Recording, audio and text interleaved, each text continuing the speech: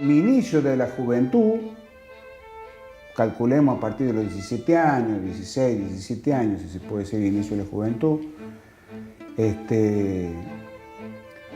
era bajo gobierno militar. Yo personalmente padecí una situación muy fulera en ese momento. Yo estaba en quinto año, tenía 17 años, unos días antes de cumplir los 18, falleció mi papá, falleció joven, 62 años, y como yo era el único hombrecito de la casa, a pesar de mis 17 años, ¿Cuántos hermanos yo eran tengo dos ustedes? hermanas bastante mayores que yo, una me lleva casi 8 años y la otra casi 10.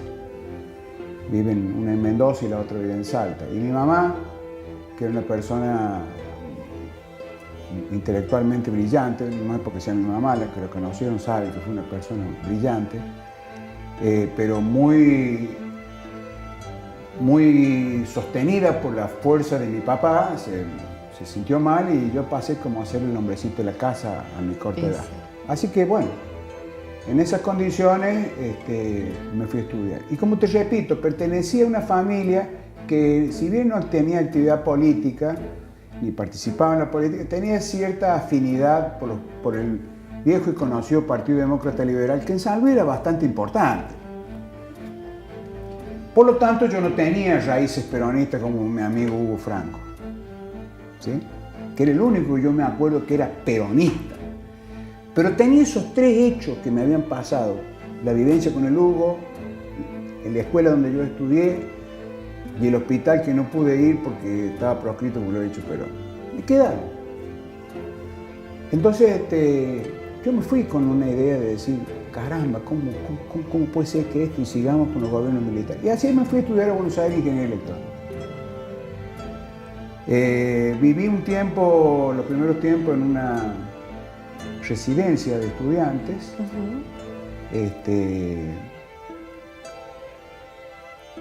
Buenos Aires se pone difícil para estudiar, se pone Obviamente, difícil y cuando vas del económicamente, no es lo interior, mismo que obviamente. Córdoba. Así que al año, año y medio más o menos, ya no viví en la residencia, tuve que empezar a trabajar. Y me dio trabajo un puntano de ley. El padre Jorge Furcade, sacerdote jesuita, un tipazo, un señor, que era rector del Colegio del Salvador, del Colegio del Salvador. Y como yo te expliqué, yo fui a estudiar un año después, porque hice el servicio militar. Claro. Entonces ya estaban allá algunos amigos míos, compañeros de Ya escuela. no estabas solo. Empecé a juntarme con mis amigos. Bueno, acá hago un paréntesis. Cuando dejé la residencia, me fui a vivir a un departamento que alquilaban unos estudiantes puntanos. En ese departamento vivimos varios puntanos. Bueno, y dos de ellos ya trabajaban en el Colegio de Salvador. Los voy a nombrar porque fuimos compañeros, igual que con el Hugo Franco, desde primer grado, que se llamaba primero inferior, hasta sexto año. Todo el primario y todo el secundario. Y con uno de ellos, también en la escuela de dibujo a la noche. Bueno, esos amigos eran Raúl Furcade, El juez federal. el juez federal, padrino de mi tercer hijo, consuegros, tenemos una misma nieta, mi hijo mayor hizo pareja en su momento con su hija mayor y ahí nació nuestra primera nieta, Lucía. Raúl Furcade, Domingo Antonio Vaca, que si bien iba un año menor y empezó en la misma época que yo, porque yo había empezado un año después, Sí. y el tercero, que ya había empezado otra vida, Sí. uno conocido, Alberto José Rodríguez Sá, con el que fuimos compañeros, como te digo, toda la primaria, toda la secundaria. Y también a la te noche lo la escuela, encontraste ahí en la el escuela de dibujo. colegio. Y trabajaba en el colegio. Bueno, ese departamento era un punto de reunión de alumnos puntanos. En algún momento se habló de armar un centro de estudiantes puntanos. Buenos Aires no es como lo que sucede en otras ciudades universitarias, como Córdoba, como La Plata, que congrega. Al contrario, es tan cosmopolítica que no te une. Así que nosotros buscamos esa unidad de que nos unía lo mismo, ser puntanos y estudiantes universitarios. Pero después lo achicamos más. Se achicó más sin querer o queriendo y le pusimos como que éramos o se puso, yo no le puse, yo me integré así como por automático, por ósmosis y por esa cosa que yo tenía en la cabeza de esos 3 hitos que me pasó en mi niñez y en mi adolescencia. Y fueron los estudiantes universitarios puntanos peronistas. Por supuesto que eso, sin ninguna duda, ya lo empezó a conducir el hermano de Alberto, Adolfo Rodríguez. Y si bien yo tenía una formación muy técnica, en mi facultad había muy poca actividad política, mi carrera... Y era la facultad de ingeniería. Sí. Todos matemáticos, como dice el Alberto, 2x2, 4x4. Yo no tenía mucha actividad, pero me unía a ese sentimiento y de alguna manera empecé a participar con ellos. Conjuntamente entro a trabajar al Colegio El Salvador, donde ya Raúl trabajaba. Raúl era preceptor y era como una especie de secretario privado del padre Fulcada, del cura. Claro. Y Alberto revalidó su título de maestro de dibujo que habíamos obtenido en la escuela de dibujo y era profesor de dibujo y maestro de dibujo en la primaria y daba clases de dibujo en la secundaria. Y yo, como era un tipo hábil con el destornillador, con la pinza, con la tenaza, con el tester y con las luces y qué sé yo, el padre me dio como una especie de carguito a cargo del mantenimiento de ese edificio, un edificio antiquísimo, debe ser uno de los edificios más antiguos de la ciudad de Buenos Aires. Es más, en ese momento está considerada la manzana más grande como manzana, está en Callao, entre Riobamba, Tucumán y Lavalle. Está en pleno centro, ahí en la zona, entrando cerca de Callao y Corrientes, que todavía está el edificio. En esa época, en ese mismo edificio, se compartía con lo que fue la Universidad del Salvador, que después se fue yendo de ese edificio y quedó pura y exclusivamente como el Colegio del Salvador, que yo era el encargado del mantenimiento, con todo un equipo de gente, que sí. Vivimos momentos muy lindos. Y ahí también, medio como que nos aglutinaba también más allá del tema laboral y que con Raúl vivíamos juntos en esa época, también nos unió el sentimiento peronista con otros personajes más.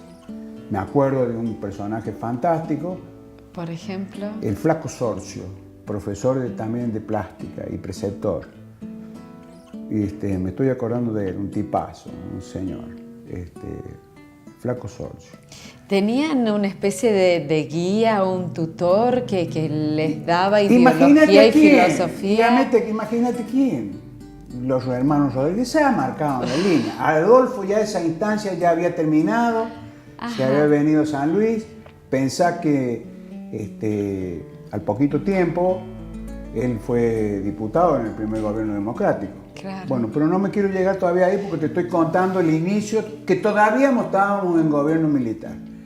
Y me pasé una etapa que ese primer tiempito que yo viví en residencia universitaria, hubo una especie de autogolpe entre los mismos militares. Lanuse era el presidente, Onganía el presidente, los medios que ya estaba como gastado dentro de la fuerza del ejército. Los rojos lo sacan. No, eso fue anterior. Eso fue una situación, una de las tantas azonadas militares que ya ni me acuerdo de qué época es, pero fue anterior. Sí. No, ahí hubo un barullito de las cúpulas militares, entonces medio que se lo sacan de encima a Onganía y aparece un personaje puntano, Levington, claro, que era un general, aparentemente buena persona, que estaba haciendo cursos en Estados Unidos, algo así, ¿entiendes? Como presidente. Roberto Levington. Duró muy poquito. A nosotros nos resultó interesante porque era puntano, pero no dejaba de ser un gobierno militar. Seguía siendo un gobierno militar. Y duró muy poquito, no sé si llegó a durar un mes, una cosa así, muy cortito fue su gestión. Y ahí nomás vino, y bueno, el comandante en jefe en esa situación, Onganía presidente, el comandante fue en jefe era el general Lanús, Alejandro Agustín Lanús. Un hombre de un porte espectacular. Bueno, y él hace toda esa especie de movimiento, lo saca a Onganía, lo pone a Levington, está un tiempito Levington, y después ya de vuelta, así, todo manejado entre ellos. Y eran las internas entre las fuerzas, ellos, sí, el pueblo sí. miraba azorado y miraba expectante, ya casi acostumbrado a cómo el gobierno se manejaba en el comando en jefe, se manejaba. Así que aparece el anuncio de vuelta, ya de presidente, comandante jefe y presidente. Y el anuncio sigue. Bueno, y ahí empieza una situación ya de mayor presión y claro, persecución. De mayor presión, ¿no? Y ya de hartazgo, ya esto era de hartazgo. Entonces se empieza a generar todo este movimiento de sensación de salida política. Y entonces empieza a hablarse del peronismo, que sería proscripto. Ahí vos sabés que yo me salté una parte cuando hablo de Frondizi y hablo de Ilia, y en esas dos elecciones el peronismo estuvo proscripto. Si bien en el gobierno de Frondizi, entiendo, yo no me acuerdo mucho, pero entiendo que hubo un apoyo casi formal del justicialismo, en la época del gobernador de Ilia, un señor, pero llega con muy pocos votos porque el peronismo mayoritariamente vota en blanco, ¿sí? No nos olvidemos de esa situación. Entonces Ilia llega muy debilitado políticamente porque con muy pocos votos, ¿no? Sí, porque había una enorme proscripción del partido que ninguna duda fue mayoritario. Y yo todas esas cosas las iba teniendo sensaciones y decía, no puede ser que yo no pertenezca a la mayoría. Y además tenía esas 3 vivencias que te repetí. Y dije, pero si todo esto... Bueno, entonces me empecé a adentrar y Lanús siguió desarrollando su gobierno,